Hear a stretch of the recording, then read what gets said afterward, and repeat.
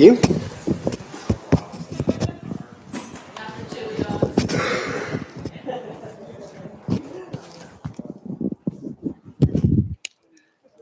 All right. Good to see everybody this morning.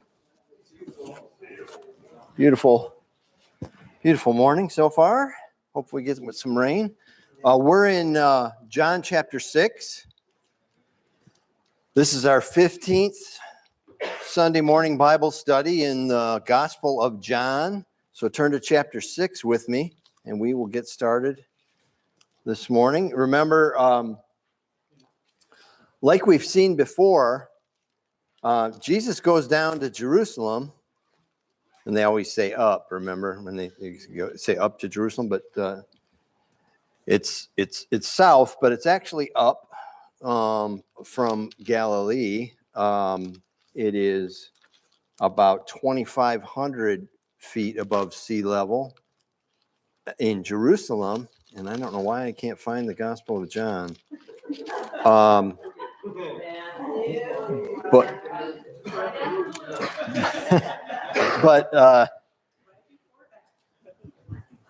And Galilee is minus 690 from sea level, so it's way down there, right? So 2,500 feet is so they definitely go up when they go up to Jerusalem, regardless of being south. Anyway, that was a good filler while I found John. So he goes.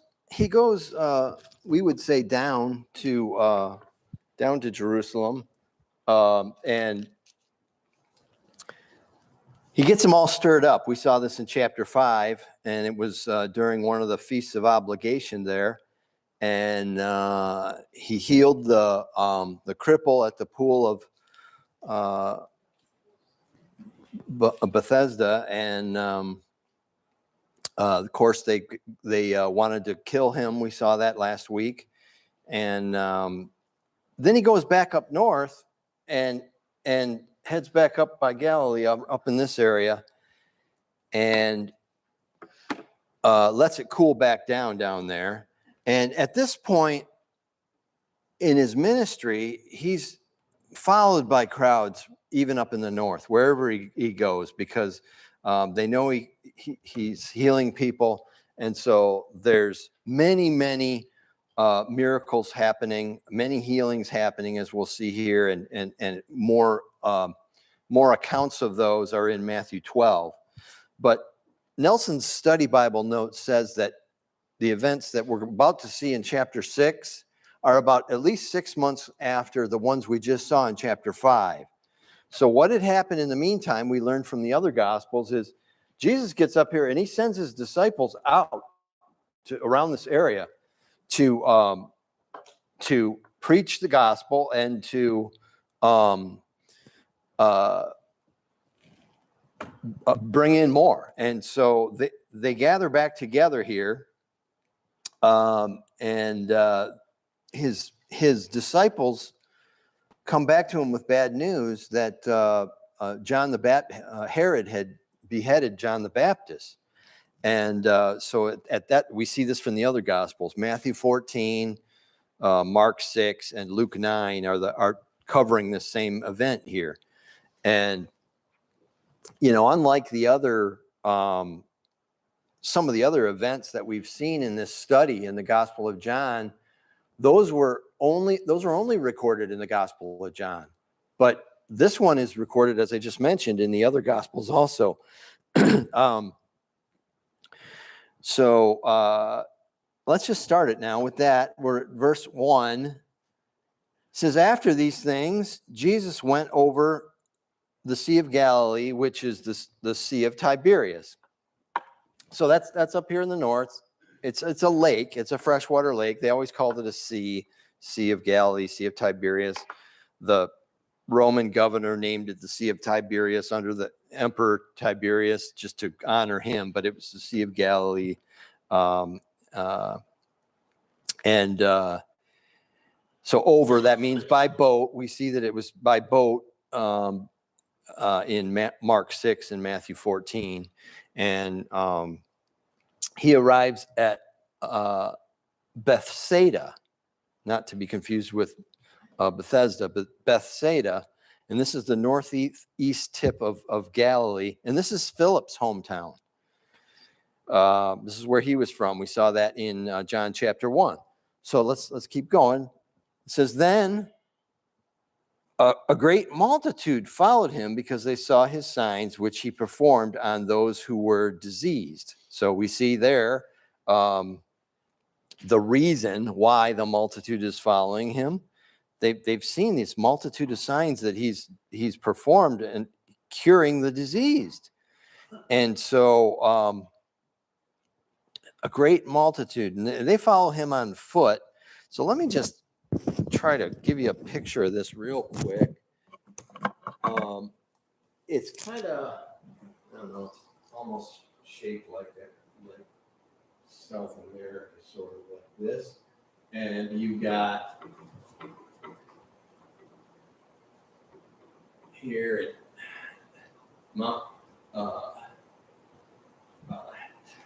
Hermon, way up here, 9,000 feet, Mount Hermon.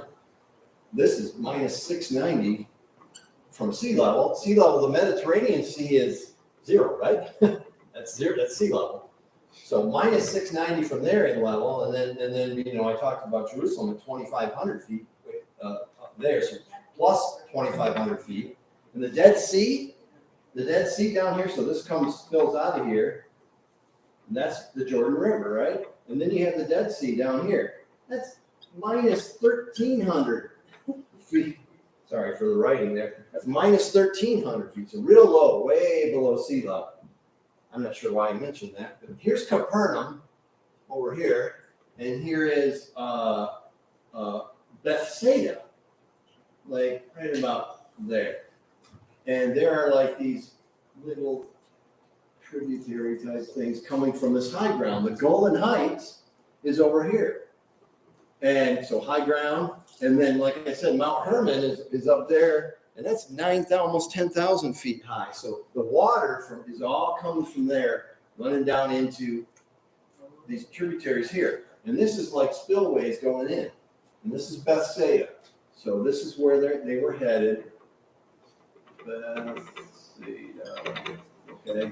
Not that you can see that way back there. And this is Capernaum. Okay. About 4 miles by boat to go across there. So that just gives you an idea of the location. So we see why in verse 2, why they're following him, all these miracles, performing continuously. And like I said, a lot of those are recorded, not all of them, but some of them are recorded in Matthew 12. But the point is Jesus was the biggest news of the century, and then some. And really, he's the biggest. He's definitely the biggest news of their lifetime, and he's the biggest news in the entire, history of the planet Earth. Right? That should be the case for us every day. Where was he seen? Where is he? What has he been saying? What has he been doing? His works. And we saw some of that, his words, his works, and his doings were all God's will. They were by direction of God. We saw that in chapter 5. Verse 3. Says, and Jesus went up on the mountain, so he's gone off into those foothills from Bethsaida after they got there, and went into the mountain, and there he sat with his disciples. So they're a little weary from the crowds, and that's why they went across there to the other side, because they were just getting too much. And Jesus knows it. He knows his disciples need a break, and he's got much to teach them in private also. And so he goes over there, and now let's look at verse 4. Now the Passover, a feast of the Jews, was near. So there were a lot of people traveling or preparing to travel all the way back down to Jerusalem. Remember, we talked about the Feast of Obligation. There was 3 of them annually. So everybody was traveling. I shouldn't say everybody, but almost everybody was planning to travel or on the road already to go down there. Well, the word gets around, hey, we just saw Jesus over by, he just went to Bethsaida. So if they were nearby, they're all converging on him here. And so it's been estimated that it's about 8 to 12 miles on foot to get to from Capernaum to Bethsaida, but and about 4 miles a straight line across the lake. So, you know, some people will look at the differences. Well, let me just keep reading on here. The Passover feast of the Jews was near, verse 5. Then Jesus lifted up his eyes, seeing a great multitude coming toward him. And he says to Philip, where shall we buy bread that these may eat? But look at verse 6. This he said to test him, for he himself knew what he would do. So anyway, back to verse 4. I mean, there's no rest for the weary. They were kind of needing a little break. And so they kind of went off into the mountains, and then they see this crowd. And you know, their social meter was pegged. Some of us can associate with that. And they needed a break, but here comes the crowds again. And so Jesus says, where shall we buy bread? Now, there's what I was getting ready to mention is there's differences in the Gospels of this account. Not that they would contradict one another, but this question about how we're going to get food, in some of the other accounts, it's the disciples bringing it to Jesus. In this account from John, it's Jesus seeing this and saying, so where are we going to get him some food, Philip? Remember, this is his hometown, Bethsaida. This is where he's from. So he ought to know where the local markets are and stuff like that. But you know, Jesus doesn't need to he's not going to learn anything from anybody. So even if it's something he's interested in hearing from them, he already knows what they're thinking anyway. And he knows what they're going to say, even if they haven't figured it out yet. So, but he says this to test them, just to see. And it's really for us. We should know that too. So these differences in accounts between the Gospels, for me, they make them even more believable than if they were verbatim lockstep with one another. Because, you know, if we all sat in saw the same event sitting out here, by the time Cam heard about it and he wasn't there the next day, he'd get 3 different stories at least. And this is just how it works. And, you know, factually it all line up. It'd just be a little bit different in the way, you know, this is just how we hear things from a different standpoint and see things from a different standpoint. But no contradictions. Variations, yes, no contradictions. So anyway, we see Jesus looking at this crowd, and he's got compassion on them. They got to be hungry. Look, maybe 8, 12 miles of walking. And they've made the trek seeking him. And after all, this is why he's here, to reveal himself to the world. And so no break for the disciples there, or no break for Jesus, but he wants to minister to their needs here. And he turns to the local boy, Philip. And like I said, this is a rhetorical question, because he already knows what the answer is going to be. Let's look at Philip's response. He says, 200 denarii worth of bread is not sufficient for them, that everyone might just have a little. Well, a denarii is about a day's work. It's about a day's wages.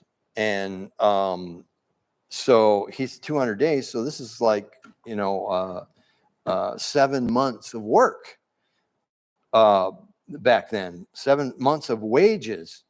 And it would be for one little snack for all these people. He's kind of assessing it, and he's saying they'd just get a little snack and then take us 7 months' wages.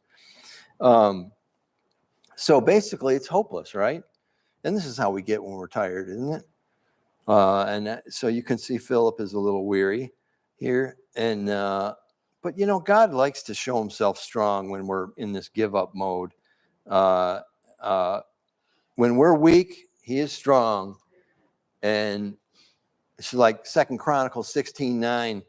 For the eyes of the Lord run to and fro throughout the whole earth, looking to show himself strong on behalf of those whose heart is loyal to him. He's looking for opportunities like this. So he's got a great one here. Or Numbers 11, 21 through 23. Now, listen to this one. The scene here is, in turn there if you want, Numbers 11, 21 through 23. The scene here is the Israelites were whining for meat in the wilderness. And they're looking back fondly on their days in Egypt where they had food. And they were slaves there, of course, and they were highly oppressed under their slave masters. But boy, they had meat and they had, herbs and vegetables and things like this there. And God was supplying them manna, but they just wanted some meat. And so God says, basically, before we get to this, he says, oh, you want meat, eh? Okay, I'm going to get you meat, and not just enough for a day or a week, but for a whole month until you're sick of it, until it's coming out of your nostrils. In other words, you're going to be Ralphing it out. But so here's Moses' reply. Listen to Moses. And Moses said, the people whom I am among are 600,000 men on foot. This is just the men. And you have said, I will give them meat that they may eat for a whole month. Shall flocks and herds be slaughtered for them to provide for them?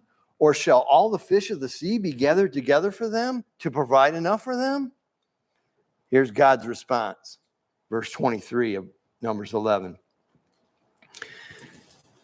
And Yahweh said to Moses, it's all caps there, Lord. Yahweh said to Moses, has Yahweh's arm been shortened? Now you shall see whether what I say will happen to you or not. In other words, Moses, that's a stupid question. You're asking how I can provide for them? Moses is thinking like we think. He's thinking, where's it all going to come from? I know you can provide it, but where's it all going to come from? That's 600,000 people. The meat for that we could run trucks for 3 days bringing that in here, and it wouldn't be enough. See, we're looking for a natural explanation of where it's going to come from. He doesn't need it to come from anywhere. And that's the whole point. And we're going to see that point made here. Verse 8. One of his disciples, Andrew, Simon Peter's brother, said to him, there's a lad here who has 5 barley loaves and 2 small fish.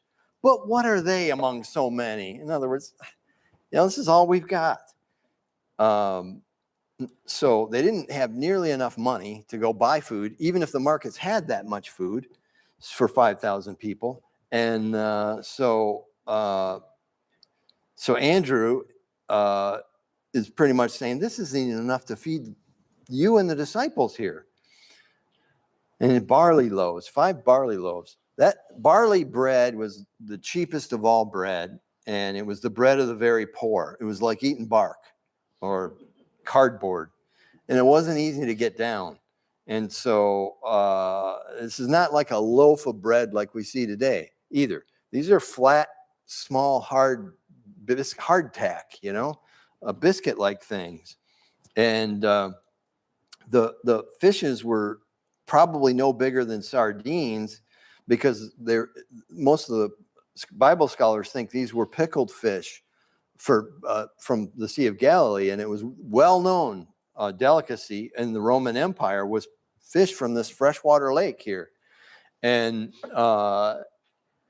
you'd have to pickle them. Fresh fish was a luxury that they just didn't have. You couldn't get too far from the sea before you had rotted fish, and so that was kind of an unheard of luxury. Couldn't you could smoke fish, or you could brine cure it like this pickled fish, but that's about it.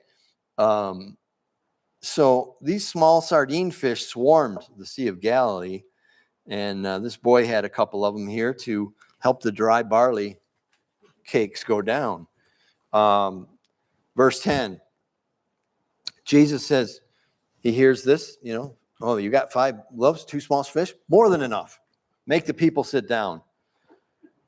Now there was much grass in the place, so the men sat down in a number of about 5,000. Remember, I said that there was some low land leading up to that area of Bethsaida where the city was there, and there's these fords or whatever coming down from the mountains that were bringing water down, and there was a lot of grass. There was a lot of grassland there, and so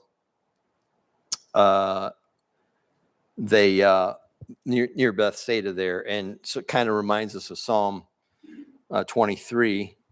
He makes me to lie down in the green pastures. He leads me beside the still waters. He restores my soul. They have him sit down.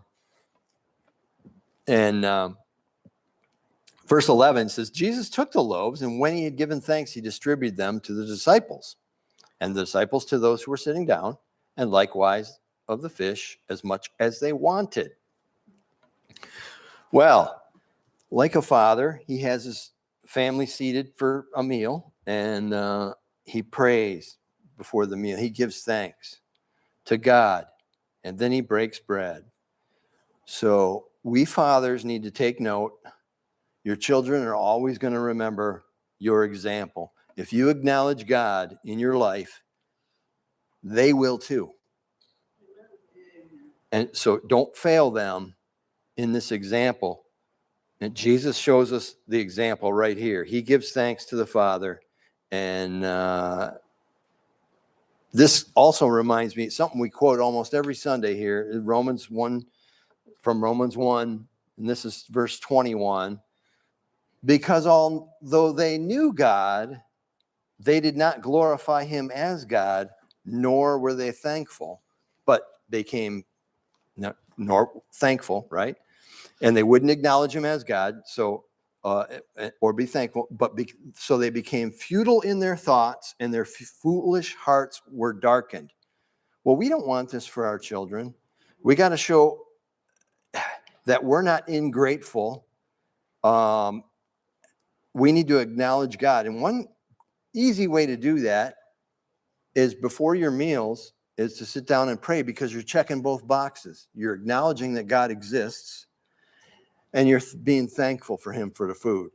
And because you don't want them to be futile in their thoughts and have their foolish hearts darkened.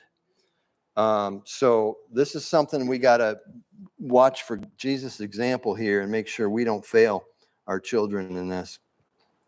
In verse 11, we see that he distributed them to the disciples, and then the disciples to the people that he had just had seated. In the other gospel accounts, I can't remember which one, maybe it was one or more of them, it says that they sat them in groups of 50. And then they went out, so the disciples went out. Now remember, this isn't apostles where there was 12. The apostles were among them, of course. We hear them, John's among them here. But it says disciples here, so there's more than 12, and so they're the ones being the servants here. They're bringing them, they're making trips between Jesus and these groups of 50 until everybody is filled and had as much as they wanted. Verse 12.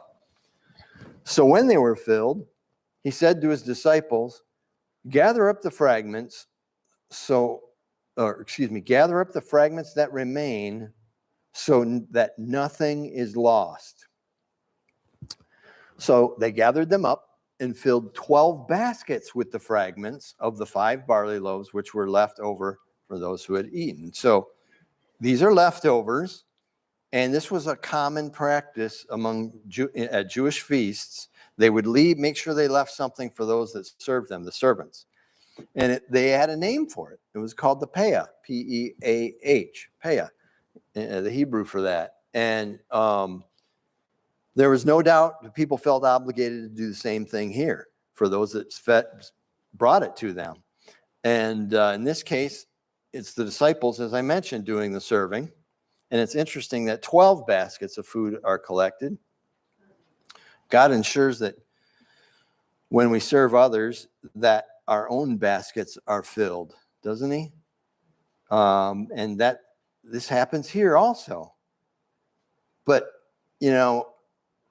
it's easy for us to assume that the original 5 barley loaves and 2 small fishes didn't even fill one basket, right? It was this one lad's lunch here, and now we've got 12 baskets of leftovers, and but God uses us and what we can bring, us flawed people, and to do his work, and he wants us to bring our limited resources with us. And he not only cleans us up for his work, he prepares us, and then he provides more than enough resources. When we're acting in faith in accordance with his will, we will have enough. And then some, right? Even more, and leftovers. And now there's some strange and annoying assumptions that some make that really water this down into a mere communal sharing event. And this is among the Christian folks that call themselves Christians. For some reason, they feel the need to help God out by making his word more believable. So they have to explain the miracles in practical terms, right? So it goes something like this. Moved by Jesus' example of sharing what they had gotten from the lad, everyone who had anything did the same. And in the end, there was enough, and more than enough for all. Of course, and then when they're done, they collected the fragments that were left, and there was 12 baskets. Dave, did you have? Yeah, notice on chapter 10 that they're numbering the men at 5,000. I would think it would be reasonable to assume that on average, maybe a wife and child for each one. So right. We're looking, I would think at least 15,000 would be the true number. It's more than 5,000. So, yeah. And, but we see that these people have this idea where this was a communal sharing event, and that there's, in the end, there was enough and even leftovers, so that the disciples took up a collection plate and took 12 baskets in. So you see what it ends up being? They took 12 baskets in from the people's stuff because they were sharing it. And so so it ends up being they're fleecing the flock instead of feeding the flock. Doesn't it? This is what it's basically, when you look at the end game of what they're saying happened, that Jesus and the disciples fleeced the flock instead of fed them. So this is what unbelief does. When you can't believe in a miracle and try to explain it away, you see how bad it gets. And that sounds like a lot of churches today, doesn't it? They give you a little bit they tug on the heartstrings a little bit, and with a little bit of God's word and a little bit of a preaching message, and then the baskets come out, pass them around, and if they don't think they got enough, they'll get a little bit more fire and brimstone, and then boom, the baskets come out again. And before you're lucky to get out of there with anything in your pockets. What's that? Oh, go ahead, Lou. Yeah, that's social collectivism. Teaches that. Yeah, exactly. The have-nots. Yep. That's what you say. We actually used to call it the liberals. Yeah. So when you ask them about it and you say, so are you denying there was a miracle here? And they'll say, oh, no. This is a miracle in which Jesus turned a crowd of selfish men and women into a fellowship of sharers by his example. And these are quotes. To a fellowship of sharers by his example. So now he's an example. Now you reduce Jesus from being God himself to being just a good example. So watch out for this, folks. This is among circles of people that call themselves Christians, that this is what we're inclined to do if we're not careful. Personally, I find it disgusting, but to reduce Jesus to nothing more than a good example. But yeah. So, of course, what I believe is that Jesus didn't need any help from Andrew or Philip or even the lad that gave him the lunch. God, he wants to work with us, but he doesn't need to work through us. And we never bring enough to him But he makes up the difference, like I said, in this case, more than plenty. We saw that at the wedding feast at Cana with the water into wine, more than enough. And that was in chapter 2. But here we have barley that was never grown, never prepared, made into cakes, nothing like that. He created it from nothing. It was never harvested, ground, baked, enough for thousands of loaves. And fish by the thousands that were never spawned, never grown, never caught, and simply created in a fully prepared state. And evolutionists and atheists that deny our creator would point at starlight, things like starlight, and they say, well, the earth can't be only 6,000 years old because, we measured the speed of light, and it would take billions of years for the light to get from some of these stars to reach us on Earth. But we see, millions of stars. But for us, that's silly circular reasoning because it starts with the premise that God cannot create. And if he can create, he can certainly create light already in transit. In Genesis 1:3, God says, and this is creation, he says, and God said, let there be light, and there was light. He didn't create the light and then say, well, hang on, it's going to take a couple million years for it to get here.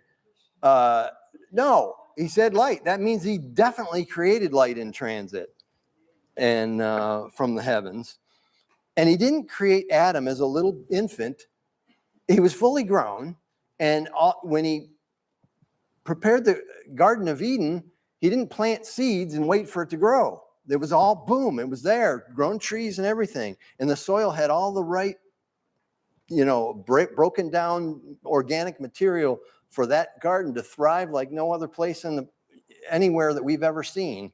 And that all had to be prepared in advance. So, anyway, you get the idea. It's circular reasoning. He can try to create doubt here. This is unbelief. We got to watch out for it. And, we saw even Moses. How were we going to feed these people in Numbers 11? So unbelief, it's flawed logic. When we believe that he really has infinite power and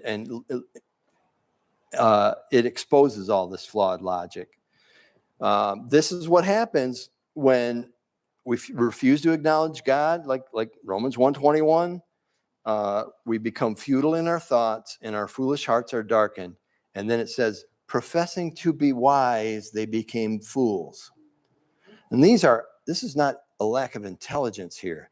These are very intelligent people, but their foolish hearts are darkened because they start with the premise that God is not the creator.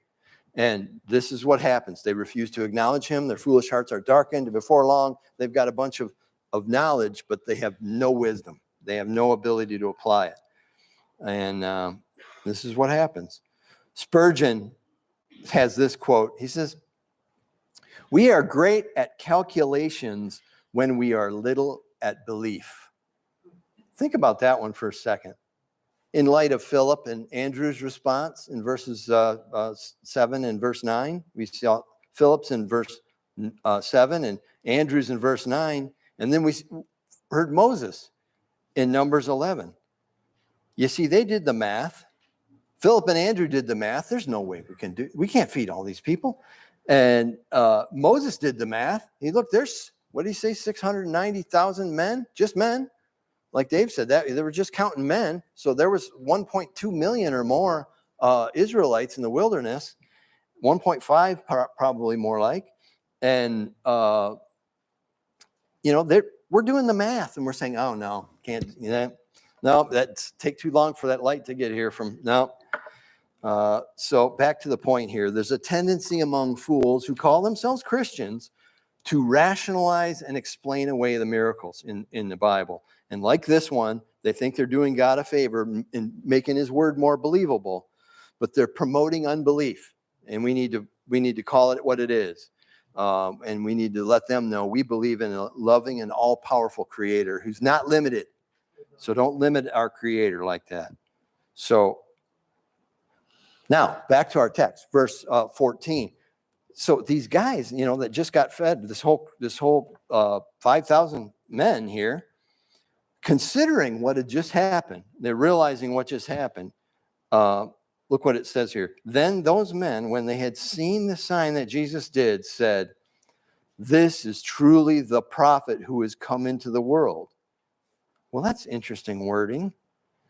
Notice prophet it's the prophet, and the prophet is capitalized, P, and who is come into the world. So what? He didn't come from here? Didn't come from this planet?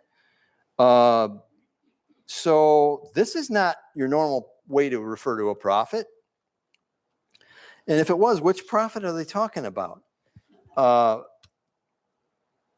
So back in Deuteronomy, so all this scene here, the sitting in the grass and being fed by God through miracles, it's all bringing these Hebrews memory back of the wilderness. And back in Deuteronomy 18 and 19, listen to this. Deuteronomy 18, this is verses 18 and 19. God says to Moses, "I will raise up for them a prophet," capitalized, "like you," in other words, like Moses, "from among their brethren, and I will put my words in his mouth." The his is capitalized, folks. "My words in his mouth, and he," capitalized, "shall speak to them all that I command him. And it shall be that whoever will not hear my words which he speaks in my name, I will require it of him." In other words, if you don't hear from Jesus, I'm going to require it of you. You're going to be accountable for not hearing my words that he speaks. And it's interesting that he's saying, my words that he speaks in my name. This is the same language that Jesus used in the last chapter, in chapter 5. He says, "I don't do anything of myself. My words are what are God's words, and my works are what he told me to do." And on and on. It's just, there's so much of this same language from this back in Deuteronomy that Jesus used the same things. So for them, all this is just lining up too perfectly with the scriptures. And we just discussed this tendency to people that call themselves Christians to rationalize and explain away miracles. Now, if this was like they say it is, and was a communal sharing event, would these people react this way in verse 14? This is truly the prophet that came into the world. What? Just because he started sharing? No, that wouldn't be the. What they're saying here is this is the Messiah that Moses wrote of. And we saw in the previous chapter, Jesus saying, "Moses spoke of me," right? And if you had believed Moses, you would believe in me, but you don't, he said in the previous chapter. So verse 15, "Therefore, when Jesus perceived that they were about to come and take him by force and make him king, he departed again to the mountain by himself alone." They were about to come and take him by force and make him king. So he, of course, knew this before they did it. He knew that they had concluded he was the Messiah. They were putting it together. And they made this connection with God feeding the Israelites again. And now he's done the same thing for this 5,000 plus. And they're thinking, what are we waiting for? This is the Messiah. Let's make him king now. Expel the Romans and set up our kingdom. Set up his kingdom. But that's all they seem to remember about the Messiah, was he was going to come and set up his, this kingdom. And this, ironically, it is this obsession that the Jews had with him coming and setting up his kingdom. It kind of blinded their eyes to him when he came to die for our sins, when he came as the suffering Savior. but it was all over the Old Testament. You can't read Psalm 22 and Isaiah 53 and so many other places and not know that they weren't told that he was going to come and be crucified for us. By his stripes we are healed, and on and on and on. In the account of this event here, the feeding of the 5,000 in Matthew 14 and Mark 6, we see it says there that Jesus sent the disciples out to sea in the boat. They had one boat there, and he went the other way and alone, as we see here. And the crowds, it was getting dark, as we're going to see here in a minute, and they decided to call it a night here, but they were gonna come and take him and march him down to Jerusalem and make him king. And so he eludes them.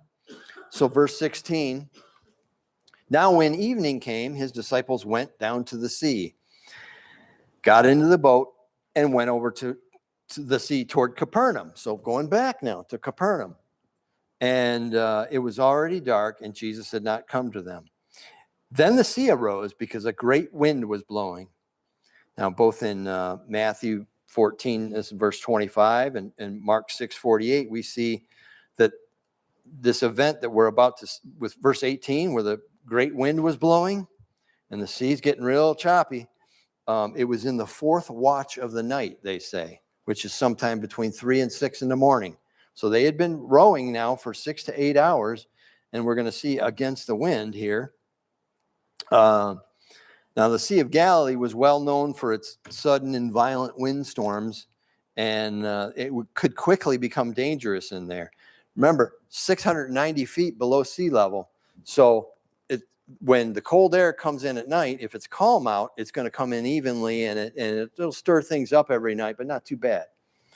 Well, if there's a breeze coming from the Mediterranean and we're moving air from west to east, which would be the typical, the cold air comes rushing over the high country, and it comes crashing down into that minus 690 feet, and it turns that sea up pretty good. And you see what happens even on this big flat thing over here, this Lake Erie. Well, that really kicks it up. And so they're also, the weather typically is coming this way, west to east, and it's so they're rowing against the wind coming back to Capernaum. And so they'd only got about maybe a little more than halfway across, coming against the wind. And but in Mark 6:48, we kind of see that his eyes never left his disciples. Listen to this. This is Mark 6:48. It says, then he saw them straining at rowing, for the wind was against them. Now about the fourth watch of the night, he came to them walking on the sea. So this is the Mark 6:48 count. So he's, of course, omnipresent. He was watching them, and he sees that they're rowing hard against the wind and straining at rowing, it says in Mark 6:48. And so he comes to them. And we're going to see here, verse 19. We just got a minute here. So let's see if we can get to that point. So when they had rowed about 3 or 4 miles, they saw Jesus walking on the sea and drawing near the boat, and they were afraid. But he said to them, it is I, do not be afraid. Then they willingly received him into the boat, and immediately the boat was at land where they were going. So they're all the way over to Capernaum now, all of a sudden, just like that. So here's another miracle, though, that the fools will try to rationalize away, and they say that Jesus was just walking on the shoreline up across the top there, see? And so, again, why? Because they're unbelievers, plain and simple. When we start throwing away miracles and explaining them away, you can't logically stop until you toss away all Bible truth and your eternal life at the same time. But the fact is, the Bible just can't be believed if you don't believe that God did all these miracles and many, many more. And Jesus did many, many more than are recorded here. And then Matthew, Mark, and Luke all say have the same event here. He walked on the water. So, but why? You know, we got to ask ourselves why. You know, all his signs or his miracles all have a meaning to them. So, what's the purpose of this sign? Well, some Bible scholars conclude that the disciples were caught up in this same error as the people, and they had agreed the time had come to make him king. Why are we waiting? They probably thought, yeah, why are we waiting? He's the Messiah. Why are we waiting? And they got caught up in it. And so this sign is perhaps from Jesus for them, saying, don't get out too far ahead of me. This is my perfect plan, and I'm going to work it out in my perfect timing. And so we see here they were afraid, and they even recognized that it was Jesus, and they were afraid. So when he told them to go away, and then they see him coming walking across, and see, everything went epically wrong when they got out ahead of him. And this is what happens to us too when we get out of God's will. And but he comes back to us and he says, don't fear. It is I. Don't be afraid. And that we can take to the bank. We tend to assume the worst, but he's always willing to take us back. And it says they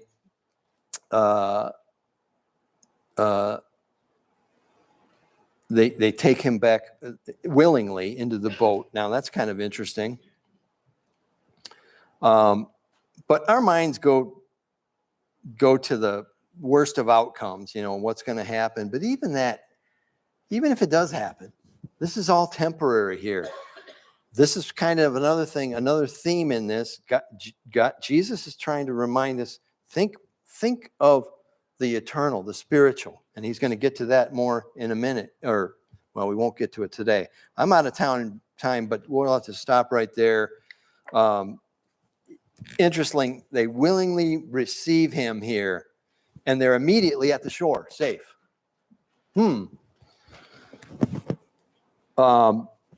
of like when we willingly receive him and we are immediately passed from death unto life, right?